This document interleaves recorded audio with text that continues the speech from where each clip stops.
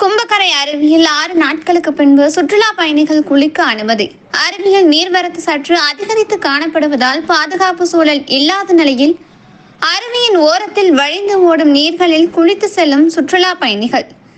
தேனி மாவட்டம் பெரியகுளம் அருகே உள்ள கும்பக்கரை அருவியின் நீர்பிடிப்பு பகுதிகளில் பெய்த கனமழையின் காரணமாக வெள்ளப்பெருக்கு ஏற்பட்டுள்ளதால் சுற்றுலா பகுதிகளின் பாதுகாப்பு கருதி குளிக்க வனத்துறையினர் தடை விதித்தனர். இந்நிலையில் அருவியில் ஏற்பட்ட வெள்ளப்பெருக்கின் நீரின் அளவு சற்று குறைந்த நிலையில் 6 நாட்களுக்கு பின் சுற்றுலா பயணிகள் இன்று முதல் குளிக்க வனத்துறையினர் அனுமதித்துள்ளனர்.